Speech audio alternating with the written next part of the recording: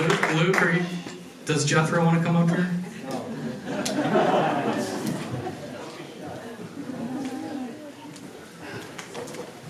Well, it sounds like you enjoyed it. It's been a long time. This has been a great night. I'm so thrilled. Here's Jethro.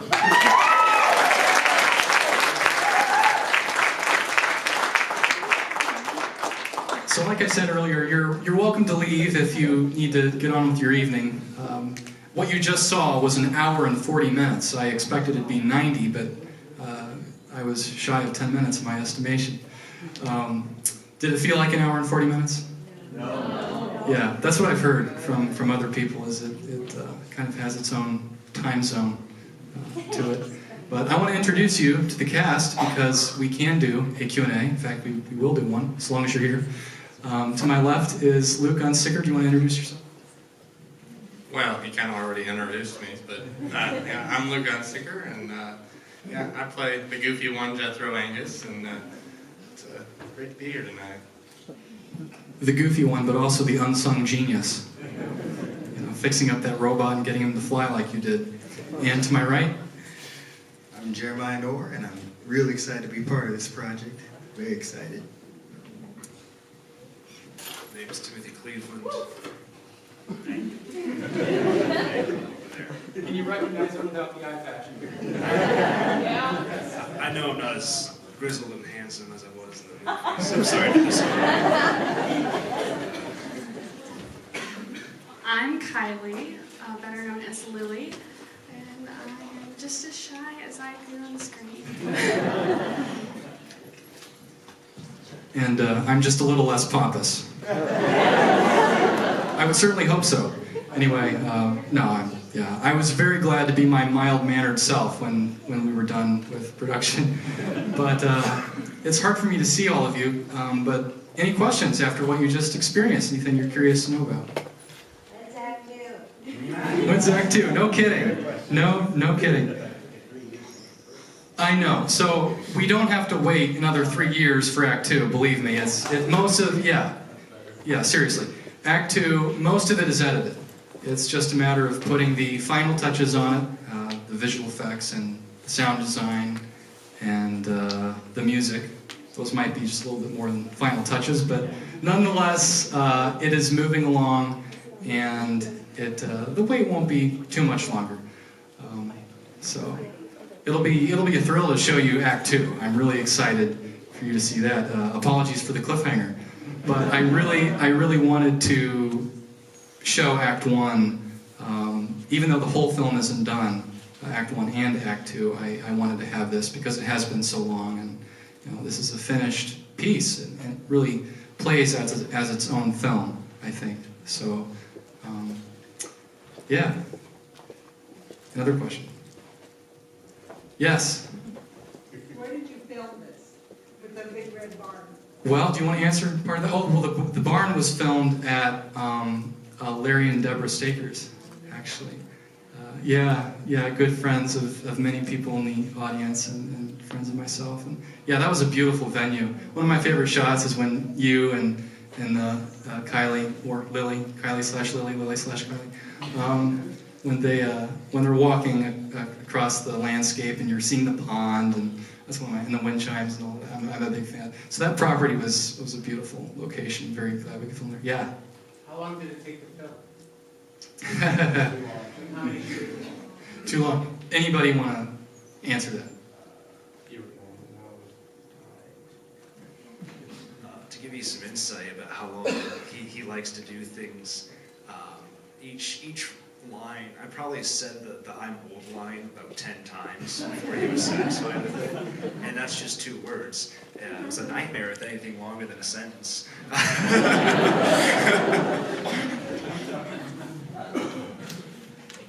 And there was that one day you showed up and you didn't have your lines memorized. The big scene where he and I talk, John and Jack, I should say, when they were sitting across. Tim came to that and he didn't memorize his lines. I'd sent him the script, but he hadn't. Well, I might have. In fairness to you, I may have sent you the script the night before. Who knows? No, I didn't. But under very short notice, because what you have to understand is I wrote the script as we shot it. And the reason why I did that is because I felt I had to. When I was getting the film going as a teenager, when I was in high school, I figured that it would never happen if I waited until the script was finished. And I really wanted to have something that would actually be watchable, and that we could have this event tonight and enjoy it, and hopefully enjoy it for times to come. So once I finished Act 1, that was sort of the Old Testament with which we based the New Testament, which is our Act 2, just to kind of illustrate it. So Act 1 gave these guys an idea of what was coming, but Act 2 and even parts of Act 1 were written as we shot it. So to be fair, the first scene that he had us film, I can't spoil it, but it's after Jack leaves, and that's in part 2. So the first thing I do is part 2 when I get there. He also had me dressed in that cotton shirt and dark blue jeans in 90-degree heat with humidity. And then I baked on a rock.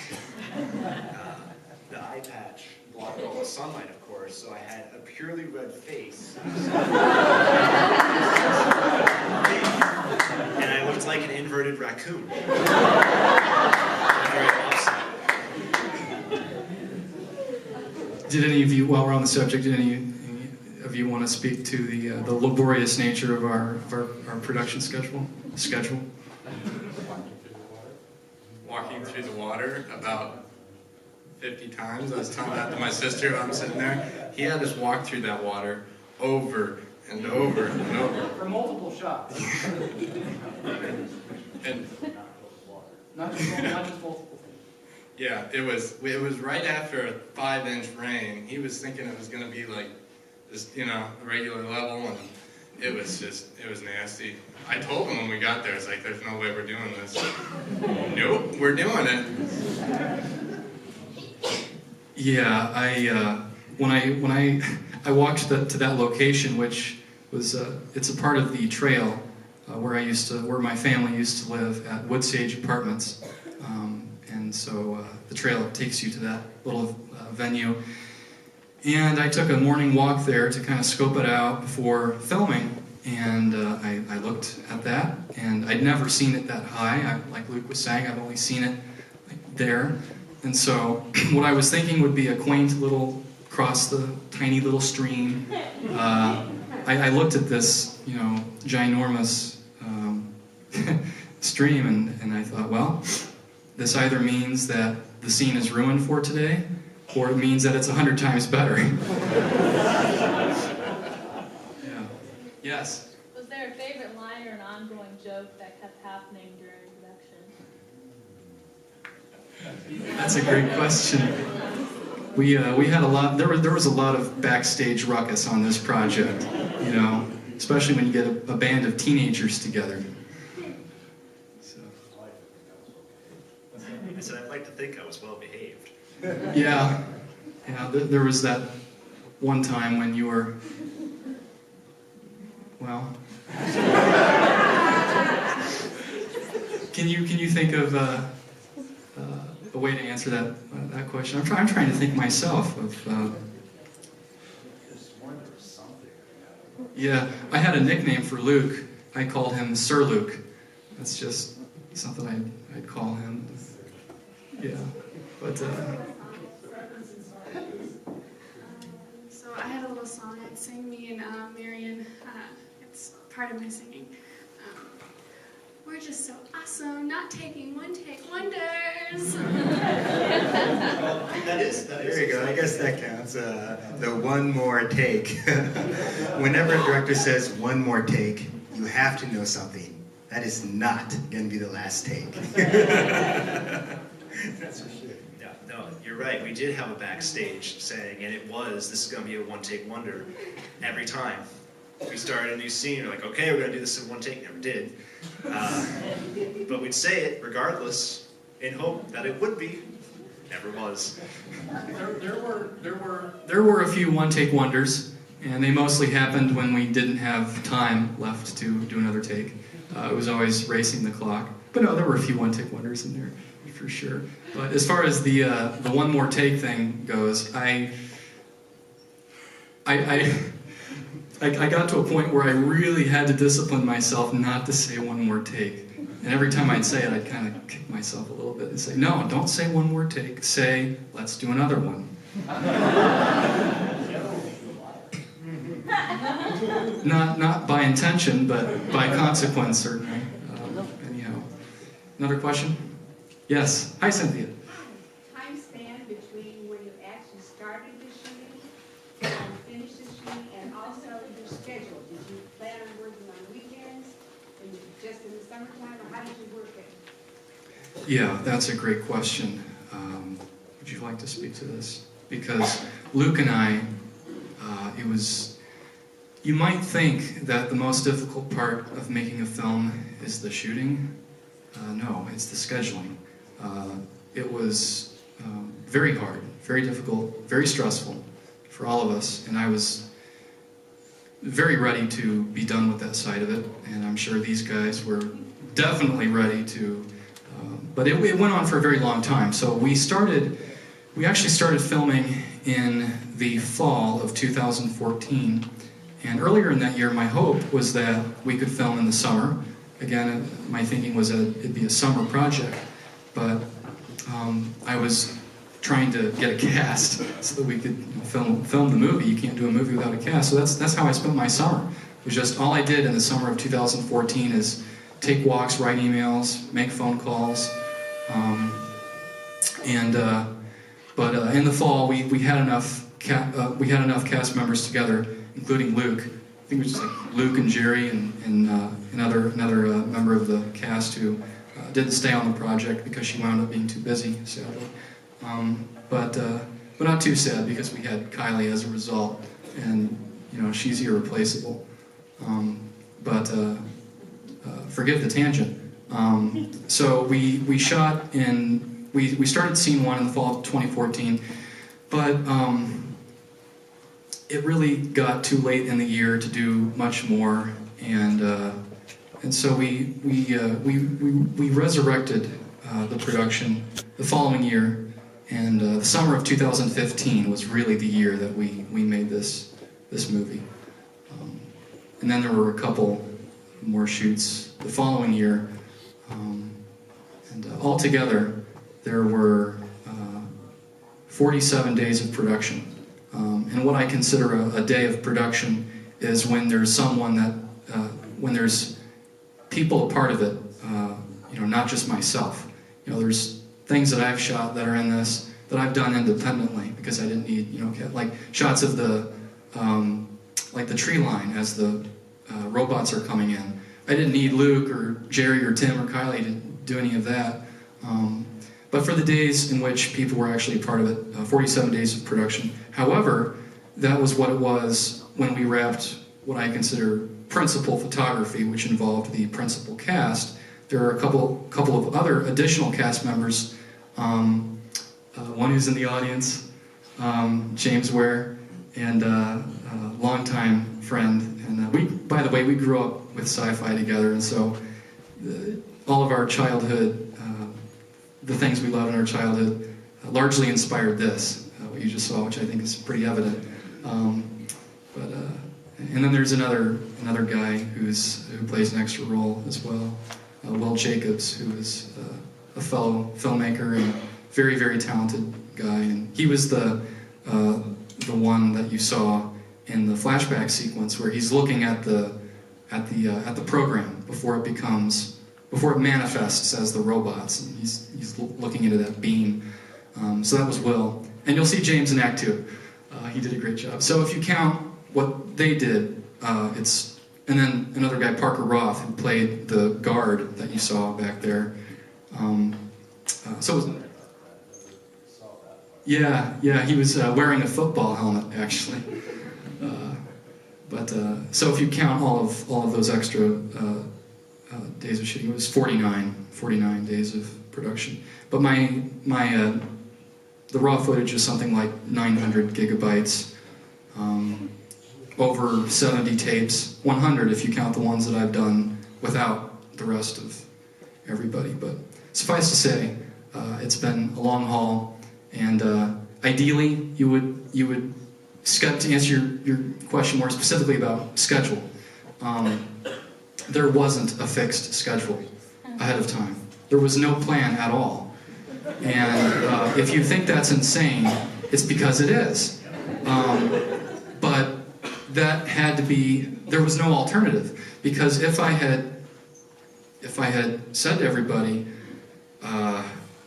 we have to plan all of this out ahead of time, it couldn't have happened, because it's not like filmmaking is our livelihoods. It's not like this was our job.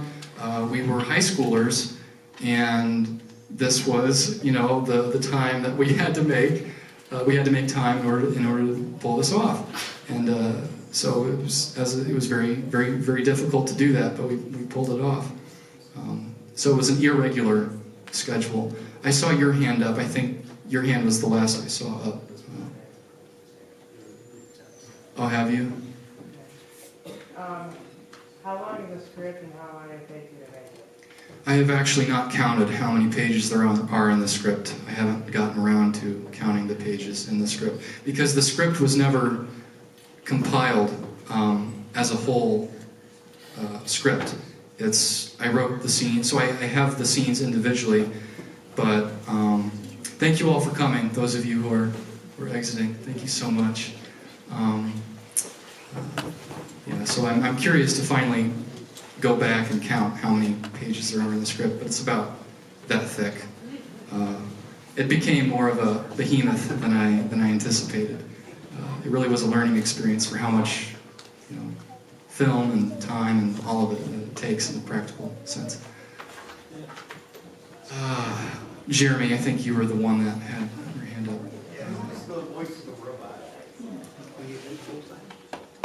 Yeah.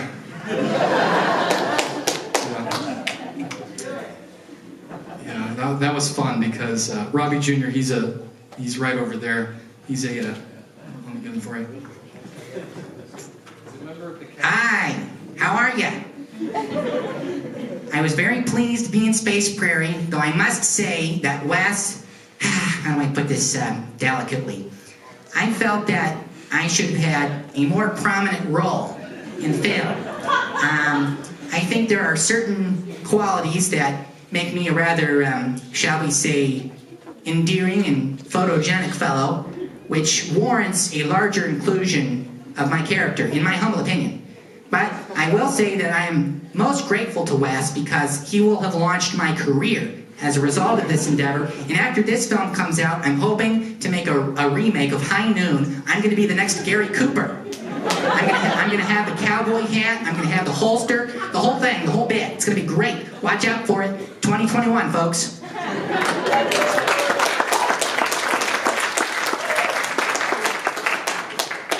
have to make that now.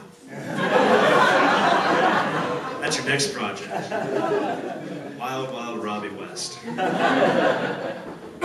That's a good title. You want to write it with me? All right, Beck.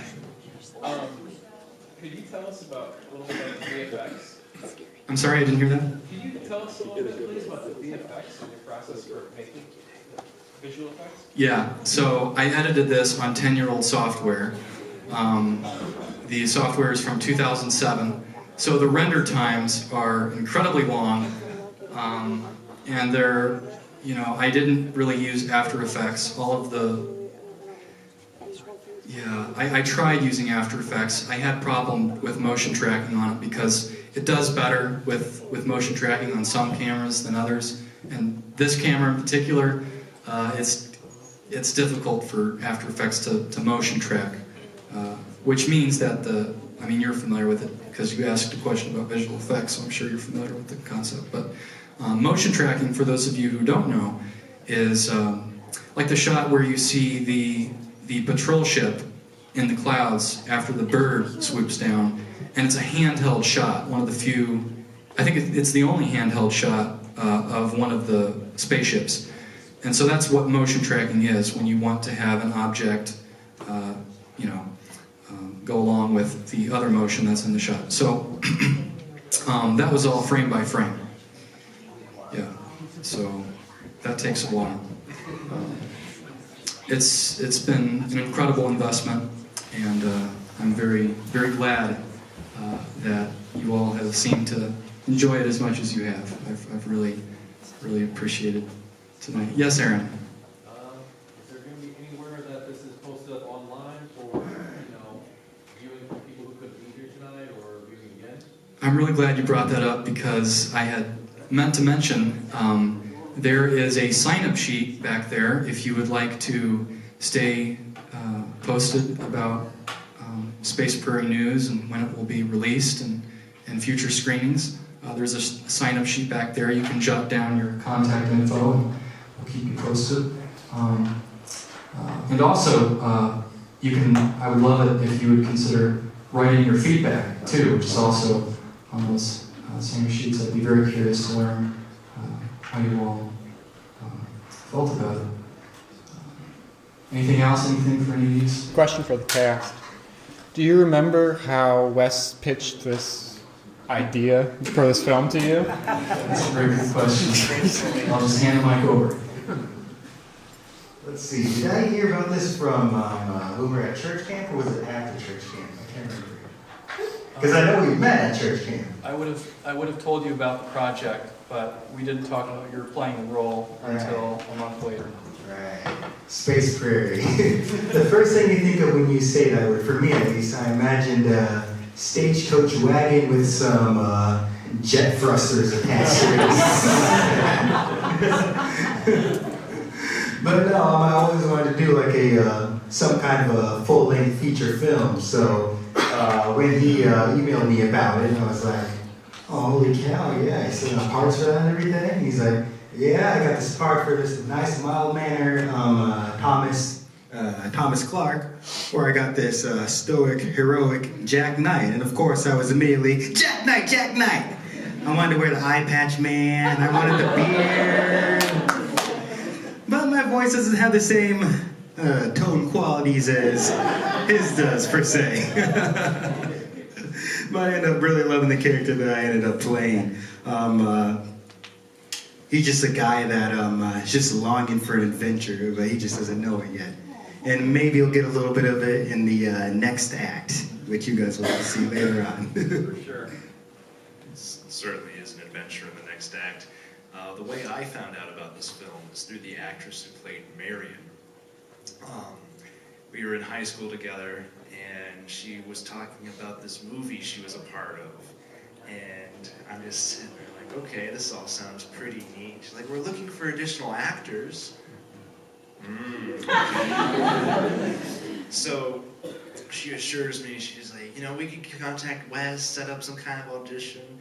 And so Wes, did we meet or did you call me first on the phone? Right, so Wes calls me, and I'm like, oh, all right, it's Wes. And we start talking, and he goes through the whole vision of Space Prairie during that phone call, start to finish, the whole history. And I'm sitting there like, look, man, I never even met you in person.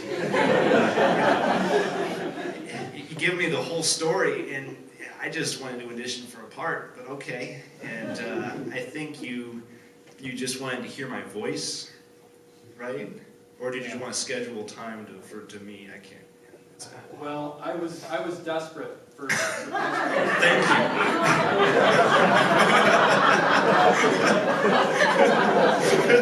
you. Well, I say that because rather than scheduling an audition where you would see what the person looks like, I cast the film. Once I heard his voice, and I do have a very beautiful voice. When I heard the voice, that was.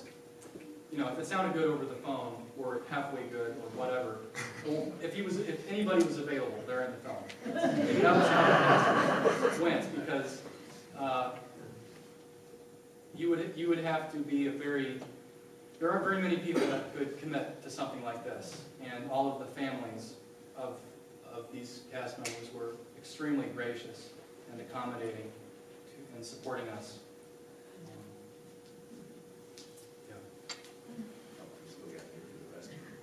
So I've known Wes for many years. Our families went to co-op together, and I didn't really know Wes. Like, I knew of him and we were acquaintances, but I hadn't really like ever sat down and had a conversation with him. It was at his graduation, or the setup for his graduation, that we met and we talked, and I don't know, he just kind of told me about this thing, and he was like, oh, cool, and then a few months later, or maybe weeks, it was a while ago, so I can't quite remember, but I remember he just kind of said, hey, do you want to do this? And I was like, sure. I mean, I don't really know what this entails, but sure. And it was definitely a good decision because I made friends and I had a fun summer because of it. So.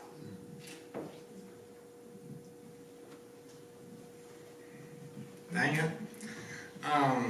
Well, I've known Wes and both Kylie for a long time too. I was in the same cooperative group, and so Wes and I have been good friends for who knows how long. But anyways, I was kind of the plan B. He originally had. Were you plan A? Okay, yeah, that's right. So he couldn't do it, so he was looking for someone that, and I guess I came to mind first because I'm, good old farm boy. And,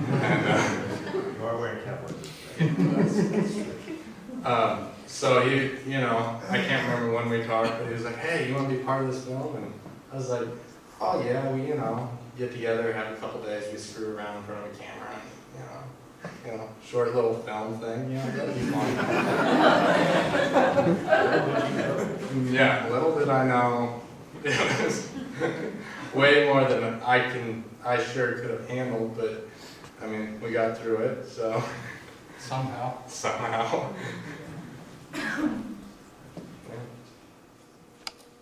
I did try to emphasize to everyone that it would be a major commitment, but it wound up being an even bigger commitment than I foresaw.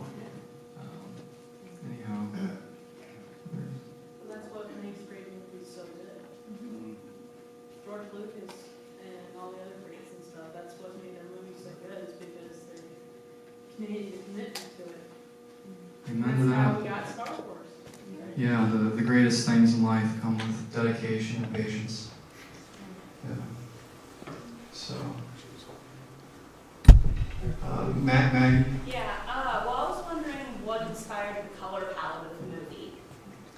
Oh, I love that question. I am a big fan of a warm color palette. I'm not as big of a fan of when films have a green tint or kind of a coolness about them, a murky color. I don't enjoy that as much as a warmth and saturation. And I think that's very fitting for Space Prairie.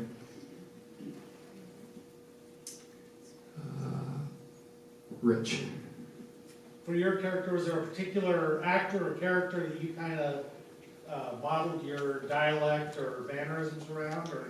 That's a great question. It wasn't conscious. I wasn't, when I wrote the script, I wasn't thinking of, oh, that's like this guy and that. But looking back at it now, after refamiliarizing myself with some of the things that I enjoyed as a kid, it's even more apparent to me, the influences. When I see my performance, I see a lot of William Shatner from Star Trek. Mrs. Spock, why? That hammy, overblown, over-the-top kind of thing. I loved Han Solo, and and the way he, was. So, yeah, and also you look at the some of the performers of the 1930s, and just that schmaltzy, old-timey kind of thing. Jimmy Stewart meets William Shatner was the combination. Mary, I want to leave this crummy old town. You're nothing but a scurvy little spider, Mr. Potter. Any other questions? Larry? Wes, I just got to say, I can't believe the quality that you got in your filming out of that camera. That's awesome. I wasn't expecting that clarity out of it, because I know the cameras, I do a little bit of shooting, and that was your dad's camera, wasn't it, at first? Yeah. The question I have is, what is the backstory behind your robot that you used in the film? Was that something you had since your childhood? Or? Yes, exactly. James could tell you a lot about that. Robbie Jr. was one of my uncles gave me Robbie, and then I started doing the voice for him when I was a kid. And I wrote Robbie into all my childhood movies when I was 8 and 9. And so when it came to doing Space Prairie, I thought, hey, this is the chance for Mr. Robbie Jr. to show something of himself. And the passion and fervor with which I had always longed to make a feature film like this is what drove me to complete it. And I'm surprised by the quality of it too. It really shouldn't be as good of it as it is. Yeah,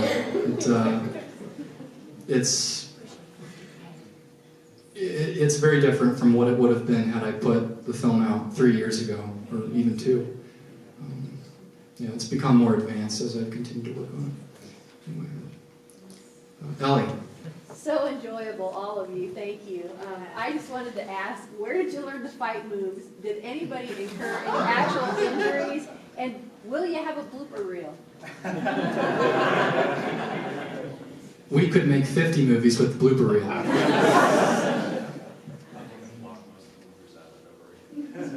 I think I blocked most of the bloopers out of my memory.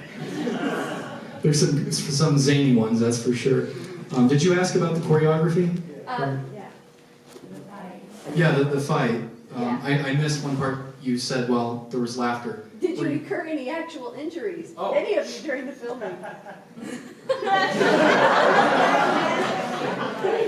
Yes, I punched Wes right in the nose. On top of it, it was kind of a stressful time because we were talking about scheduling. So there's a lot of frustration. So he kind of deserved it. Anyways, he never lets me forget about it. So. Yeah, so there's one particular shot in that scene where I hit the ground unusually hard, and that would be why. So your staggering is real. Oh yeah. Yes, there's only one Wes that was harmed during the making of our film. But on a serious note, that was probably one of the most funnest days of shooting. Just getting to rock 'em, sock 'em out there on the fields. It was a great time. That was fun. Yeah, that was my one last time to do a pretend fist fight. Now I'm grown up, so I'll never do that again. You think so? Yeah, I think so. You think I'm going to have another fist fight? Yes, Aaron. Just a quick one. When you showed his ship going over the barn, and it was really small. Was that an airplane? It kind of looked like an airplane with a contrail behind it. Yeah, so I used footage of airplanes. I have minutes and dozens of minutes of footage of airplanes that I film. Whenever I see a plane, I just go out and film it. And after a few years of doing that, I finally realized, I probably have enough footage of airplanes at this point. But what I did is I stuck the rocket ship on top of the airplane, and then add some exhaust to the rocket. So what you're seeing behind the rocket is the trail of the plane. In addition to that, the rocket, was that an SRV for a space shuttle? That was a part of a space shuttle toy, yes. Yeah, nice job. Any others? Cynthia? Yes, after ICC, talk to us about your future, what you see for yourself 5 or 10 years down the road. Do you want to stay in this area? Are you going anywhere for more training? Great question. I see this film as a potential springboard for many other projects to come. I've always wanted to be a filmmaker. I've never deviated from that. And I think the commitment that I've shown to this project has proven something of the validity of what I want to do. And based on your reactions tonight, I'm very encouraged about the time I've spent. So the goal right now is just to finish the rest of Space Prairie. Beyond that, we will see. I'm very hopeful about my future. Phil. How did you do the computer screen for the spaceship? The computer screen for the spaceship. Yeah. Either way is fine. Rocket ship, spaceship, apple, orange. Anyhow, what's that? You're right. You are absolutely right about that. Anyhow, so what I've wanted to do is create that and then film that on a television, and then put the footage of recording that from the television onto the screen. I didn't have time to do that, so it's just the what I put together in my editing software. It's a blue color and then grid lines which I generated through the software. And then I just stuck that onto the pitiful blue screen that we had, and which was from the dollar store. You can see the shadows and all these kinds of things. But anyway, yeah. So that was frame by frame, getting that to match up with with our blue screen. Literally a tablecloth from the Dollar Tree. The blue screen was that we used for that. So you can really make any kind of great film on any small amount of budget. Yeah, that was the philosophy driving this. Is I could have put more money into this film, but I didn't want to. I really wanted to see what we could do with absolutely nothing, with just the junk in my closet, just the barest of the bare. And if I'd known that if I'd known I was going to work on it for such a long time, maybe I would have put just that much more into it. But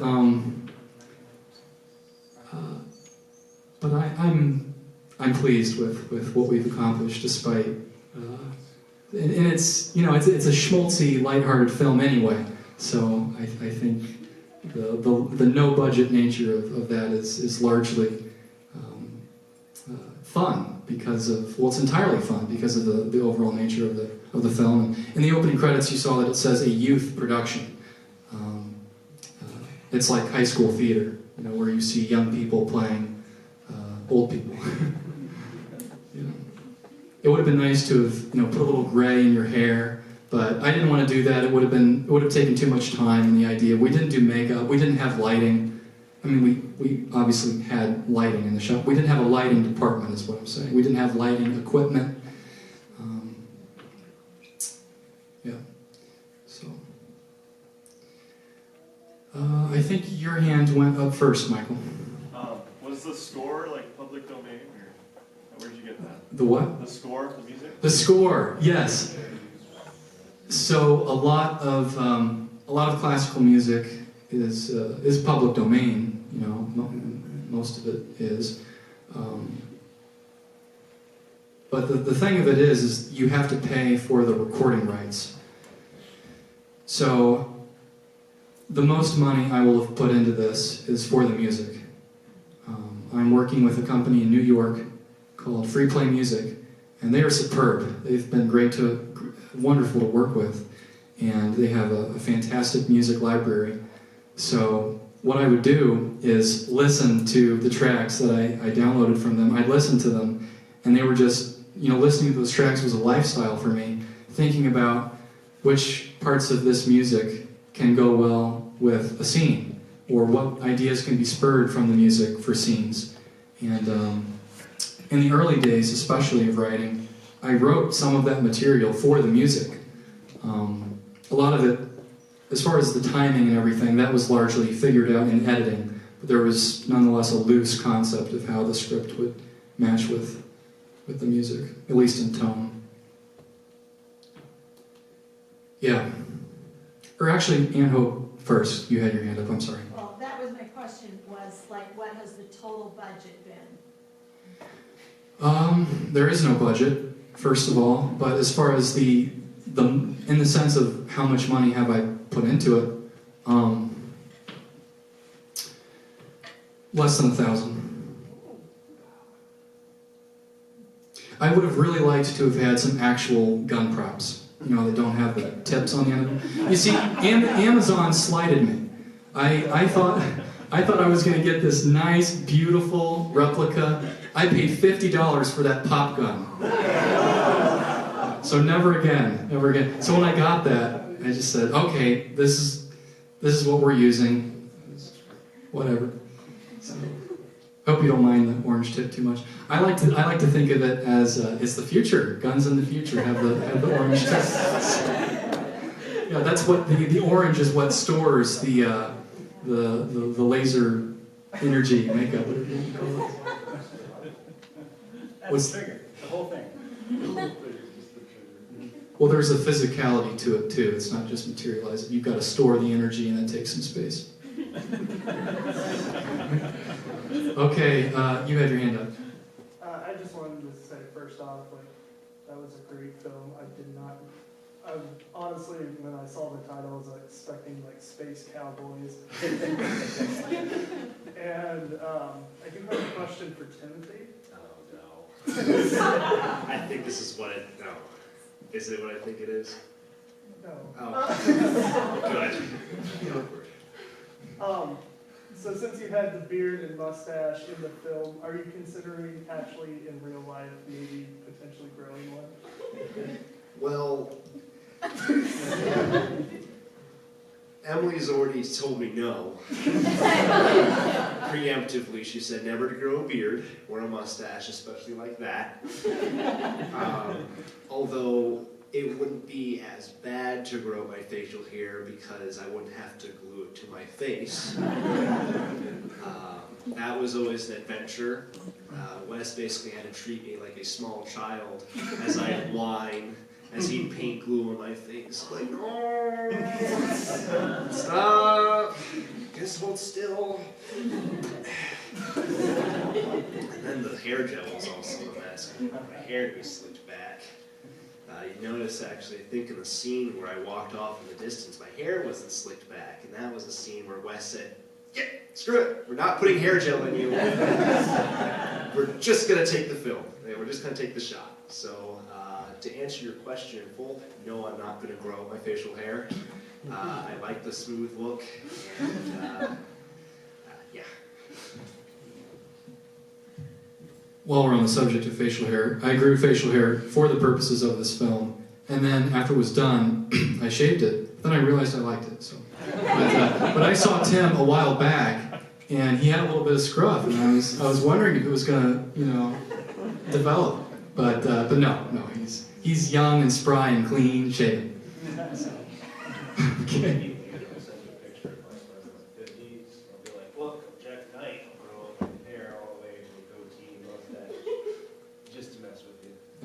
Long-term plans. Okay, well, so long as there are more questions, we can stay up here for at least a couple more minutes.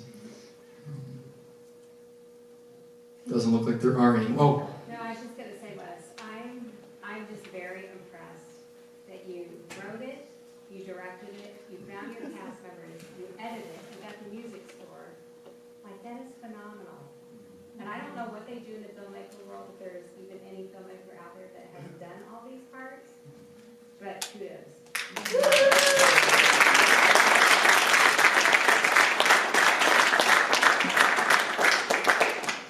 Thank you. There's a reason why it's taken so long. and thank you so much. Jessica. It's not a question, it's just I wanted to say was, it's like, you think about Steven Spielberg's start, he had Jaws. That was the lowest budget film he'd ever done.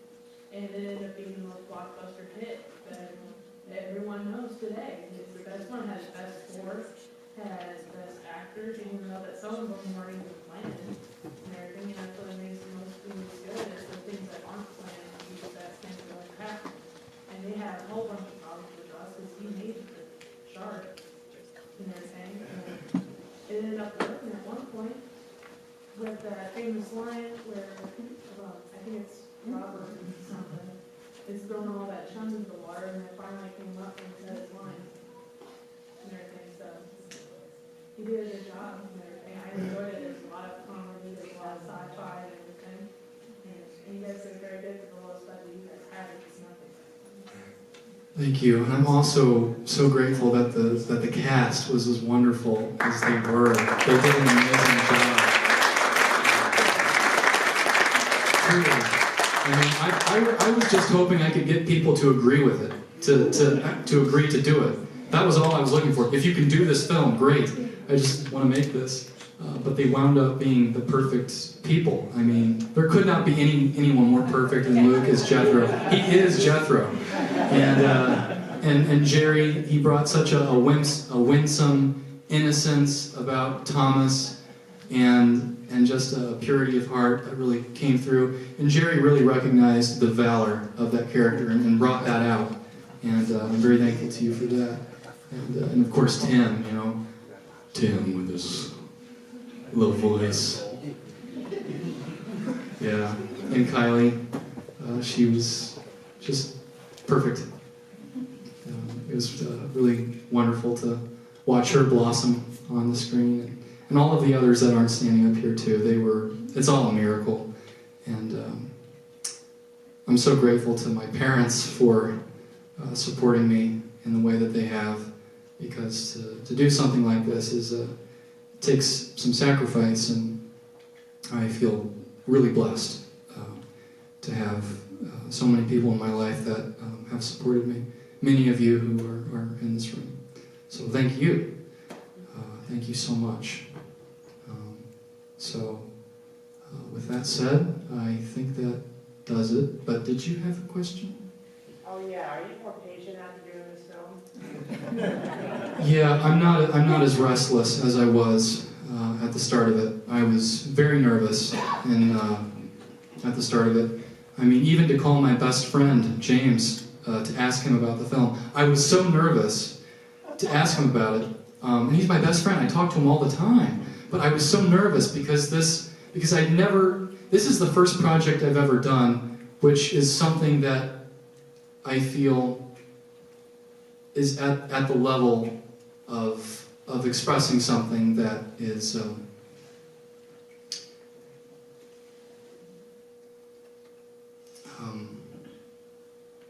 I'll put it this way, that I haven't done anything at this scale with the same level of heartfelt, storytelling and whatnot.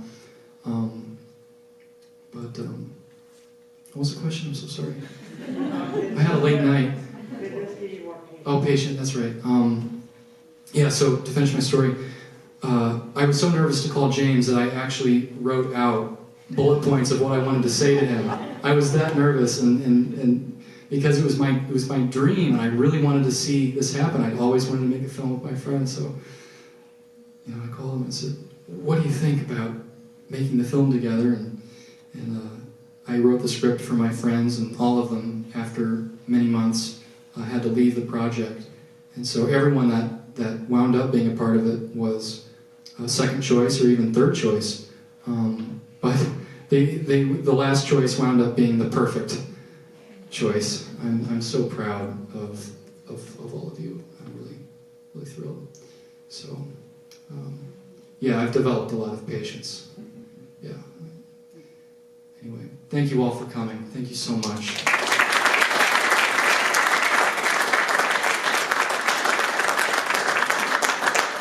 Let's do this again sometime. I can show you the rest of it. That would be a thrill. Have a great night.